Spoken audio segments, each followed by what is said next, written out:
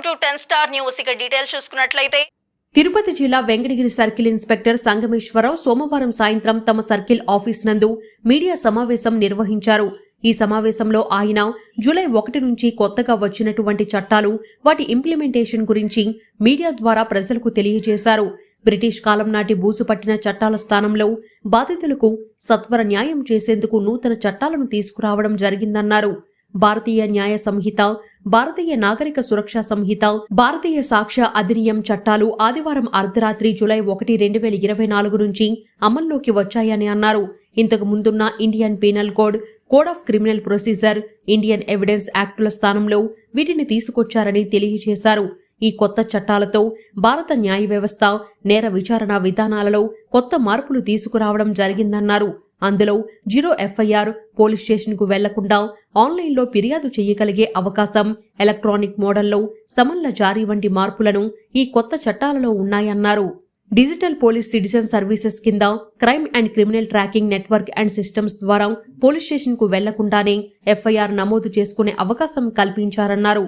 అలాగే స్టేషన్ల పరిధితో సంబంధం లేకుండా ఏ స్టేషన్లో అయినా జీరో ఎఫ్ఐఆర్ కూడా నమోదు చేయొచ్చని తెలియజేస్తూ వివిధ చట్టాల గురించి ఆయన తెలియజేశారు. ఈ కార్యక్రమంలో ఆయనతో పాటు ఏఎస్ఐ రమణయ్య ఉన్నారు. వెంకటగిరి టౌన్, రూరల్ ఏరియా మరియు బాలయపల్లి, దక్కిలి మండలాల్లో ఉన్న ప్రజలందరికీ, మీడియా ముఖ్యంగా అందరికీ నమస్కారం. ముఖ్యంగా ఏంటంటే మనకి జూలై 1వ తారీఖు నుంచి 2024 జూలై 1వ తారీఖు నుంచి కొత్తగా చట్టాలని ఇంప్లిమెంట్ చేయడానికి పాత చట్టాల ప్లేస్లో రీప్లేస్ చేయడం జరిగింది. ముఖ్యంగా ఏంటంటే ఈ క్రిమినల్ మేజర్ యాక్ట్స్ అంటే భారతీయ శిక్షా స్మృతి కానీ, క్రిమినల్ ప్రొసీజర్ కోడ్ కానీ, అలాగే భారతీయ సాక్ష్య చట్టం కానీ వాటిని 1వ తారీఖు ముందు వరకు మాత్రమే అమల్లో ఉంటాయి. అలాగే 1వ తారీఖు నుంచి వాటిని రీప్లేస్ చేయడం జరిగింది. కొత్త చట్టాలు వాటి వచ్చేసి 1 భారతీయ న్యాయ సంహిత, 2 భారతీయ నాగరిక సురక్షా సంహిత, అలాగే భారతీయ సాక్ష్య అధినియమం అని చెప్పేసి మూడు చట్టాలని వాటికి అనుగుణంగా తీసుకోవడం జరిగింది. కారణం ఏంటంటే ఇవి మన పాత చట్టాలు ఏవైతే ఉన్నాయో వాటిని బ్రిటిష్ కాలంలో మనకి రాసినటువంటి చట్టాలు అవి. 1860లో ఇండియన్ పీనల్ కోడ్ రాస్తే ఇప్పుడు సుమారు 160 సంవత్సరాలు దాటిపోయింది. అందువల్ల ఒక సమాజంలో వచ్చినటువంటి మార్పులు అయితే ఏమి, టెక్నాలజీలో వచ్చినటువంటి మార్పులు అయితే ఏమిటి, వాటికి అనుగుణంగా ఈ భారతీయ న్యాయ సంహిత అనేది ఏర్పాటు చేయడం జరిగింది. ఇందులో మనకి ఇండియన్ పీనల్ కోడ్లో ఇంతకుముందు 511 సెక్షన్లు ఇవ్వడం జరిగింది. అయితే ఇప్పుడు ఈ భారతీయ న్యాయ సంహితలో 358 సెక్షన్లు మాత్రమే ఇచ్చున్నారు. అయితే అదనంగా ఒక 20 కొత్త నేరాలను కూడా ఇందులో పొందుపరచడం జరిగింది. అట్లాగే భారతీయ నాగరిక సురక్షలో మనకి 484 సెక్షన్లు ఉండే, క్రిమినల్ ప్రొసీజర్ కోడ్లో మనకి 484 సెక్షన్లు ఉండేవి. ఇప్పుడు దాని ప్లేస్లో రీప్లేస్ చేసినటువంటి భారతీయ నాగరిక సురక్షా సంహిత ఏదైతే ఉందో అందులో 531 సెక్షన్లు పొందుపరిచారు.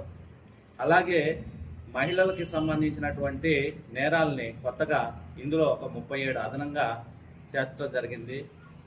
ఈ నాగరిక సురక్షా సంహిత ఏదైతే ఉందో దానికి సంబంధించినటువంటి ఇన్వెస్టిగేషను కానీ లేకపోతే విచారణ ఏదైతే ఉందో వాటికి సంబంధించిన ప్రొసీజరల్ ఆస్పెక్ట్స్ అన్నీ కూడా మార్పులు చేయటం జరిగింది. ఈ మార్పుల్లో భాగంగానే గతంలో అయితే సాక్ష్యాన్ని స్వీకరించిన తర్వాత దాన్ని డాక్యుమెంట్ రూపంలోనే పొందుపరిచే ఇది ఉండేది.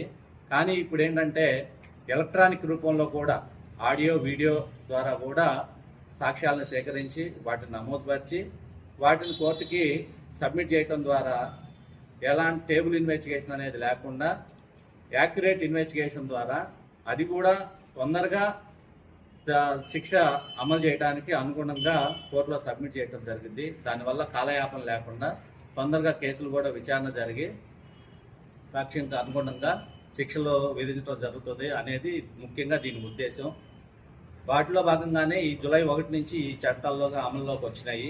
అందువల్ల ముఖ్యంగా అందరికి తెలియజేసేది ఏమనగా ఈ ఎఫ్ఐఆర్లు కూడా జీరో ఎఫ్ఐఆర్ మరియు ఎలక్ట్రానిక్ ఈఎఫ్ఐఆర్ అని చెప్పేసి కూడా ప్రవేశపెట్టడం జరిగింది. ఈ ఈఎఫ్ఐఆర్ ఏదైతే ఉందో ఎవరైనా సరే బయట ప్రదేశాల నుంచి నేరం జరిగిన తర్వాత పోలీస్ స్టేషన్కి వచ్చి కంప్లైంట్ ఇవ్వలేని పక్షంలో మెయిల్ ద్వారా కన్నా పంపడానికి అవకాశం ఉంది. అయితే 3 days లోపు వాళ్ళు వచ్చి ఆ ఎఫ్ఐఆర్ మీద సంతకం పెట్టినట్లయితేనే దానికి అకౌంటబిలిటీ అనేది ఉంటుంది. ఇది అందరూ తెలుసుకోవాల్సిన విషయం. అట్లాగే ఇన్వెస్టిగేషన్ సంబంధించి కూడా దాని ప్రోగ్రెస్ ఎప్పుడు ఎంతవరకు జరిగింది, ఏం జరిగింది అనేది కూడా కంప్లైంట్ తెలుసుకునే అవకాశము ఈ చట్టాల్లో పొందుపరుచున్నారు.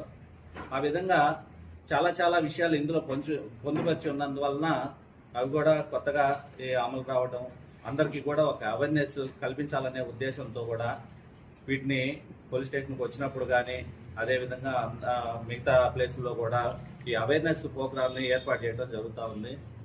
ఈ విధంగా వీటిని ఇంప్లిమెంటేషన్ అనేది అమల్లోకి వచ్చింది.